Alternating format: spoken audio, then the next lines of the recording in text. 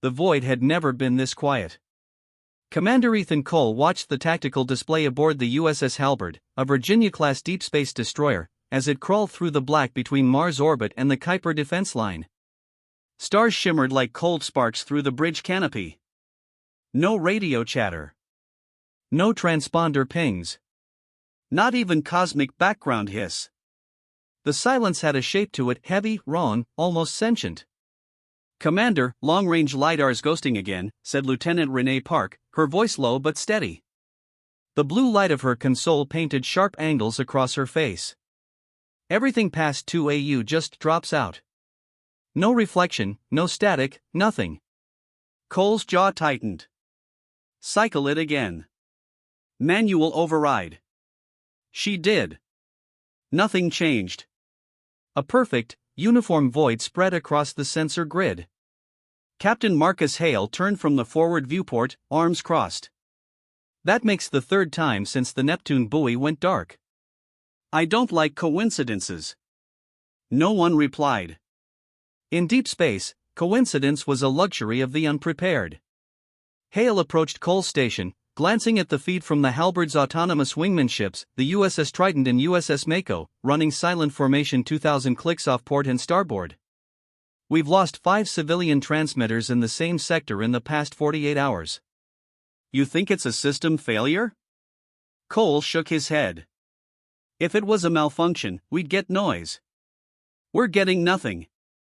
It's like something's eating the signal, absorbing it. Or jamming it." Cole looked up.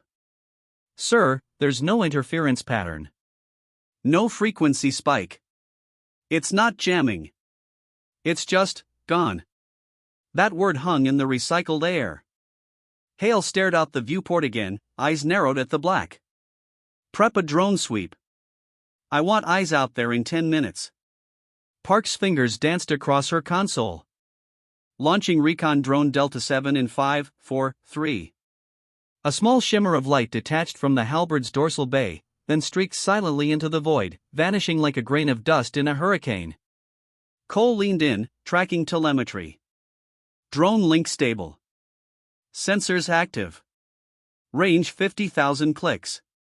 The drone's feed filled the main holotable, a grainy, static-laced image of distant starlight. Then, a flicker. "Wait, freeze that."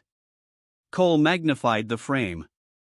A shape was there, briefly outlined in ultraviolet, a long curve of shadow breaking the starlight, like a crescent blade half buried in darkness. "What the hell is that?" Park whispered. Cole ran spectral analysis. "Not metal. Not rock either. Reflectivity's wrong. It's like it's bending the scan back." Hale frowned. "Bending it?" Cole hesitated. "As if it's redirecting the energy. Like a mirror that decides what angle to reflect from." "Or something's looking back," Hale muttered. The bridge lights dimmed as power rerouted to forward sensors. Then the drone feed cut instantly, cleanly. No distortion. No explosion. Just gone. Park's console emitted a single sharp tone. Signal terminated. No debris. No beacon. Cole exhaled slowly. "We just lost a drone that cost more than my hometown." Captain Hale didn't look away from the window. "Bring us to condition yellow. Full passive scan. And wake up the Trident and Mako. I want every ship on alert." The alarms dimmed the bridge lighting to amber. Crew members moved like ghosts in the half-light, voices hushed but efficient.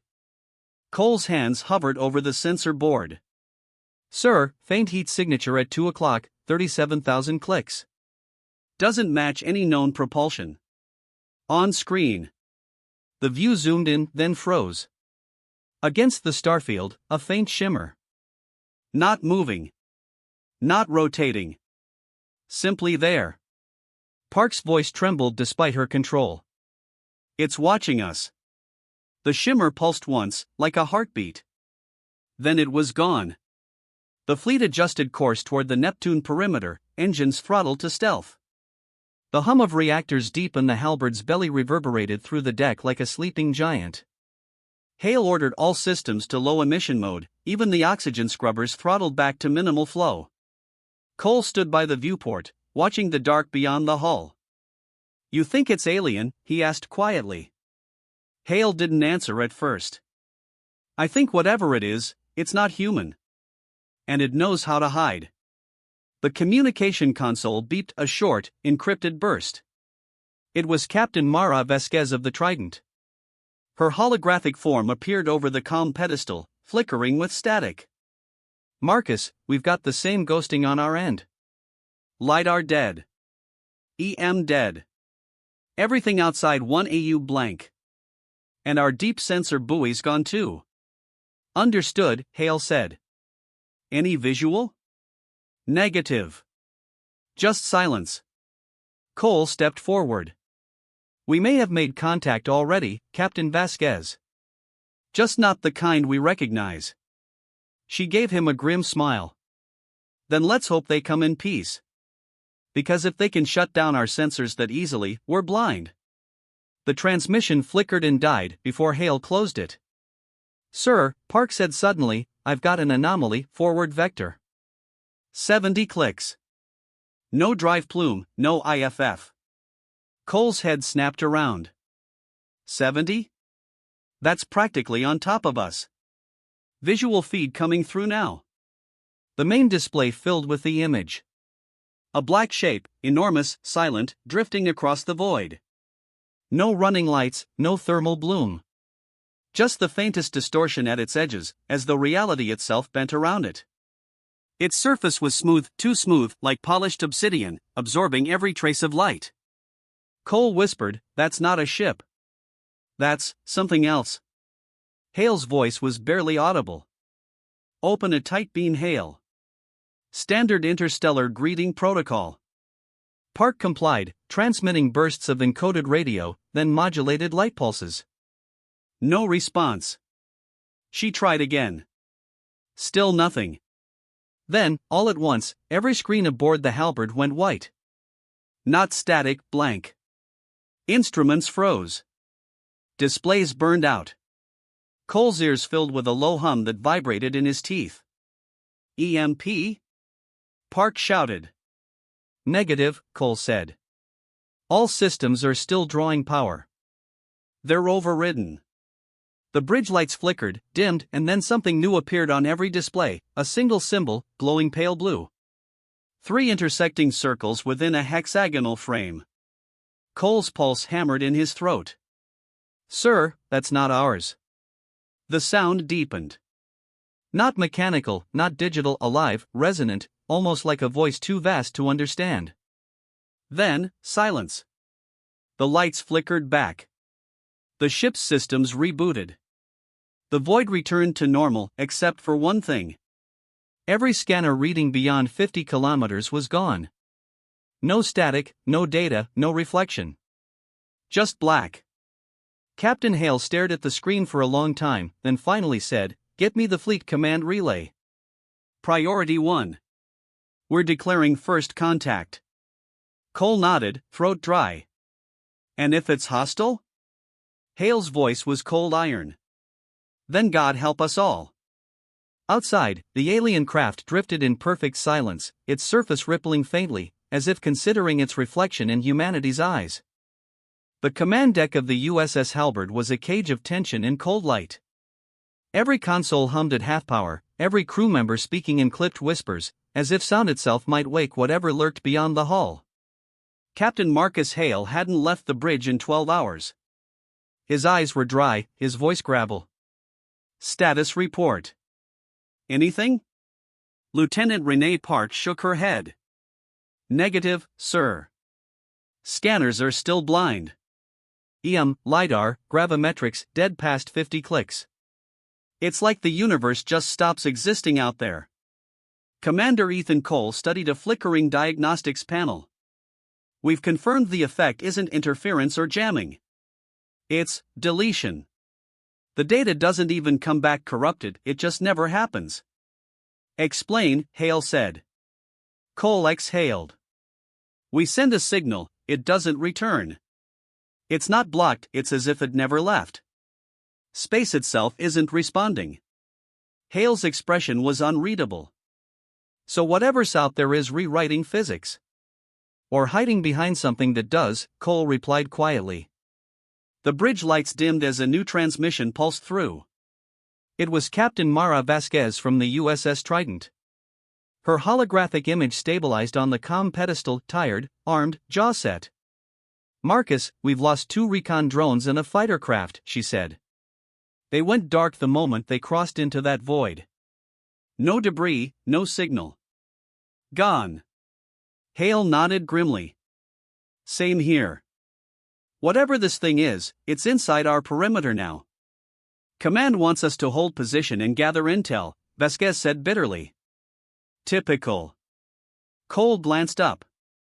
Gather intel how? We can't see or hear beyond our own hull. Then we improvise, Hale said. Prep the halberd's external cameras. I want manual optical sweep old school. If it reflects light, we'll catch it. Park hesitated. That'll expose us, sir. Our optical beam will give away position. Then let's hope they're already watching, Hale said. The halberd rotated on silent thrusters. Out beyond the viewport, Neptune glowed faintly like a dying ember, its blue curve half swallowed by darkness. Cole watched as Park activated the forward visual array, a beam of high-intensity light slicing across the void. The image came through, grainy and fragile. At first, nothing. Just endless black. Then, movement. Something vast drifted across the beam's path, and for a heartbeat the light bent, not reflected, bent around it. It wasn't a hull, wasn't a craft, but a distortion in reality itself, like a ripple in a perfect mirror. Cole's pulse jumped. There. 48 clicks. Bearing 019. It's. The light vanished. So did the object. Every system aboard the halberd went dead. The hum of life support stopped. The lights died. For 3 seconds, the crew floated in absolute silence. No sound, no vibration, not even the distant whisper of the reactor core. Then the power snapped back, hard. Consoles flared to life, alarms screaming. Engine restart. Reactor stable, shouted Ensign Gavin Holt. Damage? Hale barked.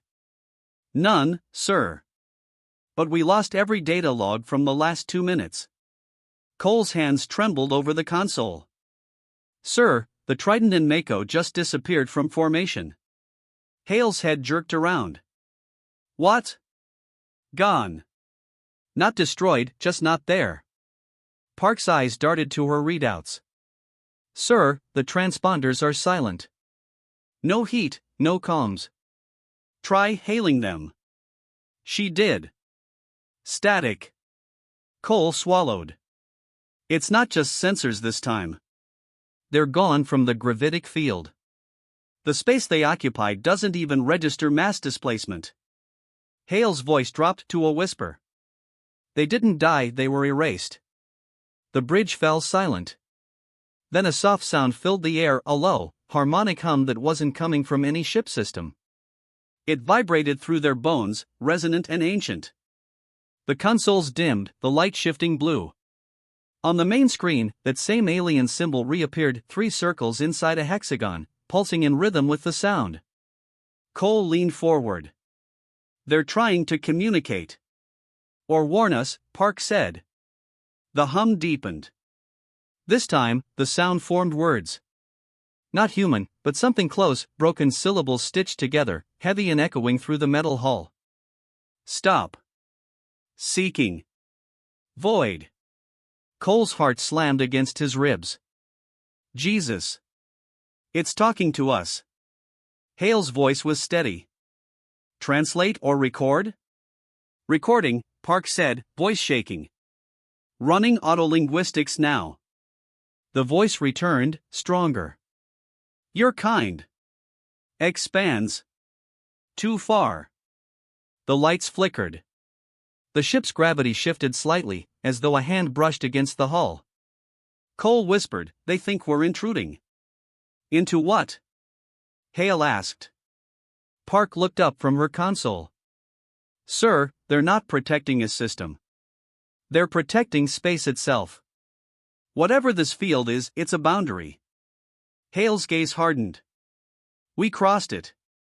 3 hours later, the halberd drifted on silent engines, maintaining minimum power. The alien presence hadn't returned, but the void still surrounded them, an unending black curtain with no stars beyond it. Cole stood in the observation bay, staring out. It's like we're inside a bubble, he said. Space, but not space. A dead zone. Captain Hale joined him. Command's not responding. Either they can't hear us, or the signal never leaves this, whatever it is. Cole turned. Sir, if they wanted us dead, we'd be gone already. Hale nodded. They're watching. Testing. Then maybe they're waiting for us to make the wrong move. The captain gave a grim smile. Then let's not. He turned to the comms system. Broadcast a message. Uncoded. All frequencies. Just our voice. Park hesitated. Sir, that's risky. I know. Hale took a breath. This is Captain Marcus Hale of the United Earth Navy destroyer Halberd. We are explorers. We seek peace. We acknowledge your warning. Silence. Then the voice returned, now clear, now intimate, resonating through the air like it came from everywhere at once. Your kind builds fire in the dark. Cole's skin crawled. That's not an accusation, it's a statement. Fire consumes. The ship shook softly, like a tremor from nowhere. On the tactical display, a blue wave expanded outward from their hull, sweeping the void. Park gasped. They're scanning us. Can we block it? Hale demanded. No, sir, it's not radiation, it's. She paused, staring at the readings, quantum level mapping. They're looking through us. Cole's console flared white. Sir. Internal systems being probed, navigation, comms, reactor cores. Cut all uplinks. Hale ordered. Too late. The ship shuddered once, and then, everything stopped. No alarms. No light. No vibration. Just stillness. Then, one by one, systems rebooted, but differently. The interface symbols were unfamiliar, rearranged in patterns of circles and lines, elegant and alien. Park's voice was barely a whisper. They've rewritten our operating code. Cole stared at his screen. Sir, they didn't disable our ship, they upgraded it. Hale frowned. Explain. The system efficiencies increased by 20%. Reactors output stabilized. And there's a new function in our NAV suite, coordinates we didn't input. Hale leaned closer. Where do they lead? Cole hesitated. Unknown region. Outside mapped space. Beyond the Ort boundary. Park looked up. Are they inviting us? Before Hale could respond, a pulse of light flashed outside the viewport, a brilliant blue flare, distant but growing, like a doorway unfolding in the void. The voice returned one last time. See? Or turn back. The light widened, revealing an impossible vista beyond it, geometric constellations spiraling in slow motion, colors no human eye was built to see. Hale turned to his crew. Prep engines. Full power. We're going in. Cole met his gaze. Sir, if we cross the threshold, there may be no coming back. Hale's jaw set. Maybe that's the point. The USS Halberd turned toward the light. Its thrusters flared, cutting through the black, accelerating into the unknown. Behind them, the void folded shut like a curtain, erasing the last trace of human presence from the system. The stars were wrong. Commander Ethan Cole knew at the instant the USS Halberd passed through the blue flare. The constellations were twisted into spirals and ribbons, forming patterns that felt deliberate, alive. The hull's magnetic plates hummed with invisible current. Report, Captain Marcus Hale ordered, steady but pale. Lieutenant Renee Park's voice trembled. We've crossed into somewhere. Reactors stable, but spacetime readings are impossible. Gravity's fluctuating in harmonic waves. It's like the laws of physics are singing. Cole stared at the viewport. Beyond it stretched a vast ocean of light, streams of energy twisting like auroras, converging into structures that resembled cities built from geometry and color itself. There was no up, no down, only direction defined by will. Hale said quietly, "We're not in normal space anymore." "Confirmed," Cole replied. "Coordinates don't translate. It's a dimensional fold somewhere outside the observable universe." The ship drifted forward, drawn by invisible tides. Every few seconds, patterns of blue light flared across the hull, pulsing in the same three-circle symbol they'd seen before. Park's eyes widened. "Sir, those markings, they're responding to us. Our hull is resonating with this environment." Cole turned toward her. "It's like they prepared us to survive here." "Prepared or controlled," Hale said darkly. The comm system crackled, no static, just a voice like wind through crystal. "Welcome, firebearers." The crew froze. The voice filled every inch of the ship, calm yet vast. Cole swallowed. "Identify yourself. We are the threshold." The words echoed, vibrating through metal, skin, and thought. Hale stepped closer to the comm pedestal. "You destroyed our drones, erased our ships. You left us blind. Why? You struck the edge of creation. You were not ready to see beyond it." Park whispered, "The edge of creation. Beyond your space lies the wellspring, the engine that breathes worlds. It is not for those who build fire." Cole clenched his fists. "You mean our kind? Humanity. You forge, you consume, you spread. Fire is your nature. Fire is your warning." The ship trembled, as if the space around it pulsed with meaning. Hale kept his tone measured. "We didn't come here to conquer. We came to understand. Understanding is the first form of dominion." Cole's voice rose. "Then why bring us here? Why give us your technology? If we're so dangerous, why not destroy us?" For a long moment, there was only silence and the soft hum of the ship's engines breathing in time with the alien light. Then the voice returned, quieter. "We showed you the door so you would know it exists. The others did not." "The others?" Hale asked. 8,192 fires before yours. They all reached for the wellspring. They all burned themselves out." Cole froze. "Civilizations. They're talking about civilizations." Park's breath caught. "They're saying every species that reached this point failed." Hale's expression hardened. "And you stopped them. We are not judges. We are memory. We keep the balance that survives the burn." The ship slowed. Ahead, the shimmering expanse parted, revealing an immense structure, a lattice of light and void stretching into infinity. It wasn't built, it was grown, woven from energy and geometry. At its heart pulsed a star that wasn't a star, its surface constantly forming and unforming shapes, like it was alive. Cole whispered, "The wellspring. The heart of existence. The source of all realities. Every atom, every star, every life drawn from this core." Hale's voice was rough. "And we were never meant to find it." "Meant? Purpose is a human invention. There is only balance." The captain stepped closer to the viewport. "If you believe in balance, then you know life must expand. Curiosity isn't corruption. It's survival." The light pulsed, slower now, as though listening.